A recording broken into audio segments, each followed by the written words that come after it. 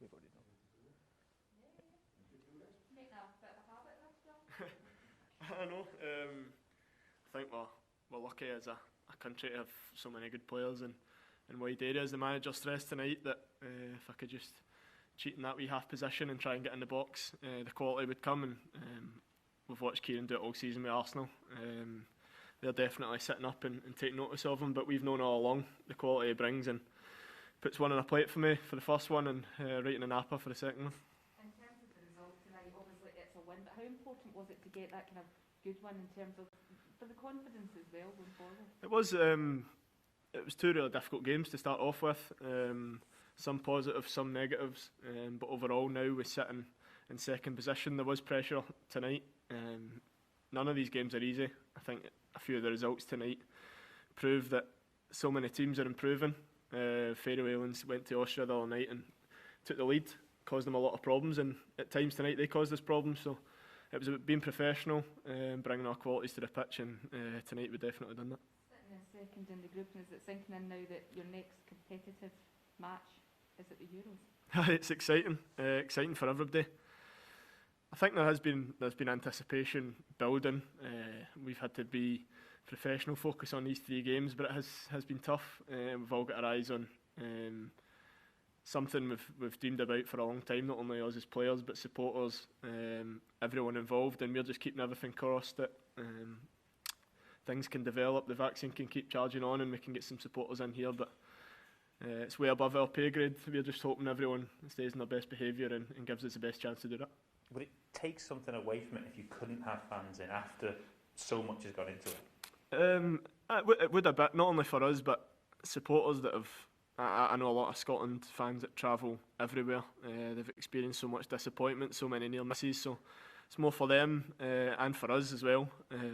Everyone wants it, but we need to be realistic and realise that it's a global pandemic which we didn't expect to be living through. So common sense will prevail in the end, but we're just hoping and keeping everything crossed. You mentioned the excitement that you've had to deal with. How difficult has it been to box that off for now and deal with these games, and then now you have to box it off again, I guess, until you get the domestic season out of the way? It's a bit of both, really. I think the excitement is a good thing, but then the manager stresses that we don't want it to be a one-off. We've got the quality in there to go and get to Qatar, to go and get to Euro 2024.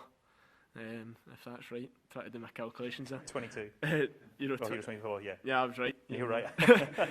But the manager was stressing how we don't want to be one tournament wonders, and we all share the same belief. Tonight we showed in spells what we can do, and we've got a lot of top quality players on the pitch. And when the manager came in, we just wanted to give the country a team to be proud of, and we're building towards it. We're not quite there yet, but we're certainly building towards it. On a personal level, John, what does it do for you when you consider that's into double figures for Scotland? 10 goals in, was it 32 appearances? Aye, surreal to be honest. It took me a while to get my first one, but the manager here's given me brilliant licence to go and get forward and get in the box. And when you've got the quality coming in for the wide areas, it makes your job a lot easier. But hopefully it can continue. Really proud to get into double figures. Had my eye on it tonight before the game. I was aware that I could get into double figures, so hopefully I can carry it on and help the team. Was the game plan to get an early goal? I think it's important in these games. If it carries on 0-0 and you don't get the first goal, it can be really tough and frustrating. You start doing the wrong things, but we managed to get the goal early, and it settled the nerves and helped us play a lot better. Were you a bit disappointed it took to the second half before you get the second?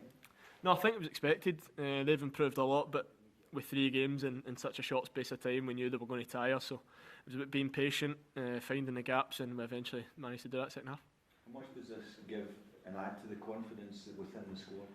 Yeah, it's been building. I think obviously results could have been slightly better the first 2 games, but 2 very difficult games to start off with. And we're happy with 5. It could have been a lot better, could have been 7, could have been 9, but it keeps us second in the group and keeps us in with a right chance of qualifying. John, when I spoke to you on Thursday night, I asked you about your slightly deeper role. You said you're happy enough just to play anywhere, but when you're playing slightly further forward, you're getting those goals. Surely you want to still be playing in that position? Yeah, well, if I had the choice, I think every player would tell you they want to be up scoring goals, but feel as if I can play both. If the manager decides tonight's more suited to playing further forward and getting chances, then I'm happy to play either role. I think we're very lucky to have plenty of options in those positions, so as long as I keep my jersey, I'll be happy.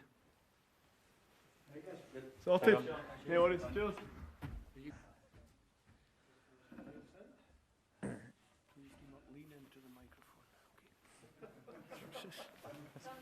That's what it says. Steve, congratulations on the win, your first win as the manager of the country in a World Cup qualifier. What was your assessment of the performance? It was good. It was a good game. We picked a team that would be positive and get at them. We scored within the first 7-8 minutes, I think it was. We got the first goal, we got behind them, was good. We knew they would give us a tough game. They're a tough team, physical. You could see that. It was difficult to break them down, so it was important to get the early breakthrough. And then we had to be patient, waiting on the second goal. And we were patient. We controlled the game reasonably well. Listen, they still had 1 or 2 chances, so we can do slightly better defensively, but things to work on. Pleased with the team tonight. Pleased with the team overall in the first 10 days together was good. First camp, 5 points, second in the group. Okay, let's look forward to September and the next games in the World Cup. Was that the positivity you were talking about that was there and it was evident again tonight? Well, we've always got positivity. We sometimes get a little trickle of negativity coming from other areas, but within the camp, we're positive. We think we're a good squad. We think we can be a good team. We know we have to improve. And the spirit within the camp is good. So what's not to be positive about? It's 5 points out of the first 3 games. It's good. We've got the Euros to look forward to, which is the first time in 23 years we can look forward to a major tournament. What's not to smile about? And John McGinn got a double tonight. That's him into double figures for Scotland as well. So yeah, I was disappointed with John tonight. I left him on to get his hat-trick and he didn't get any more chances. So I know he was trying for it. I know he was desperate for it. Listen, John's important. He's a midfield player that arrives in the box. His timing's good. His timing in the first goal was excellent. Great cutback for good little move down the left, and we had a lot of good moves down the left tonight. And good finish, as you would expect from John. He had another one later in the half where it was just coming onto his foot, and I think Lyndon got his toe on it and just put it away for him. And then obviously he arrives for the cross for his second goal, good header. It's what John McGinn does for us. That's why we use him as an attacking midfield player. Kieran Tierney, 3 assists this evening as well. What position did you ask him to play? Because it looked like someone in a school playground, the best player can play wherever he likes, the way that he was playing tonight. No, I think in recent matches, Kieran and Andy have struck up a good partnership where they can rotate, and Kieran can get past Andy on the outside and Andy can drop in. Andy had a good assist as well tonight. It's difficult to pick out the smallest guy in the box with a cross, but he managed to do it. So from the left side was good. Team was good. Kieran was good. Andy was good. I thought we were decent tonight against a tough opposition, but a game that we expected to win.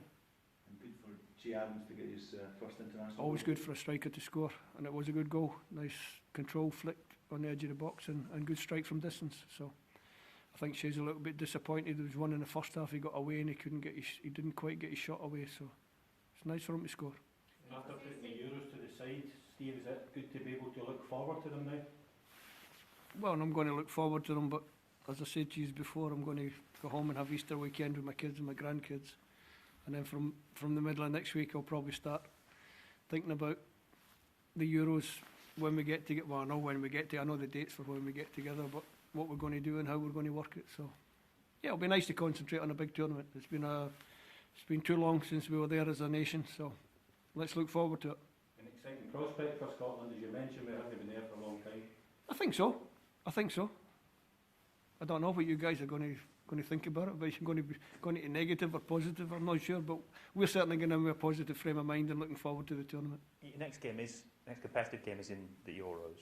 Yep. I know there's time to drag out between, things can happen, but how many of the players, if you had to pick your team for that first game now, do you think you've got nailed down, or how much thinking do you need to do about your team, your 11 for those opening fixtures?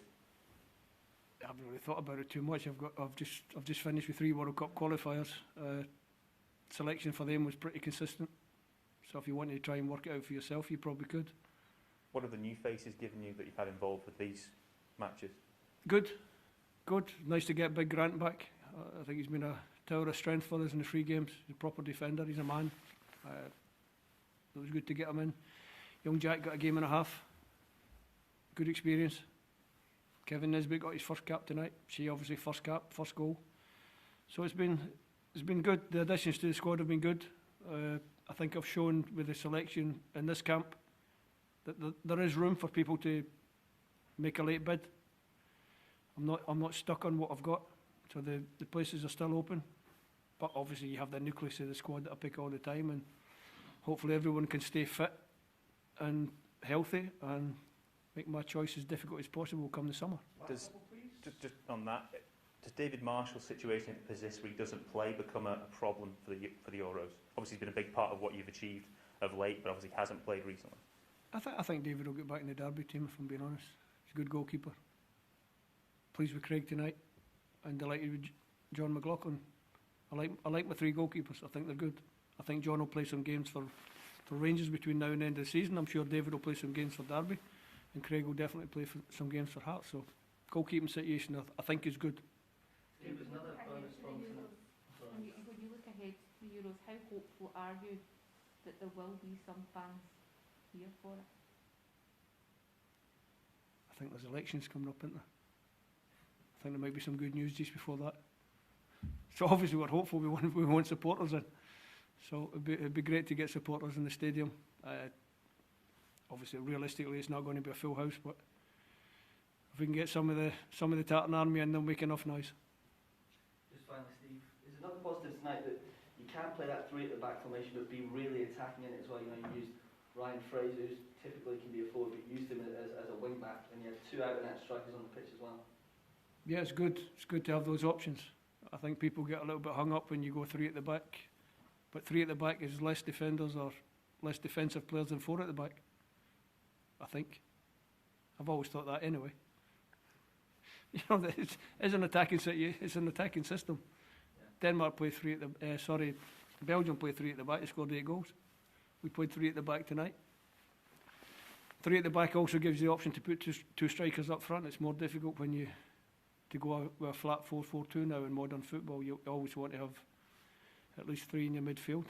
You want to be solid, but 3-5-2 can give you a little bit best of both worlds if it works. Thank you.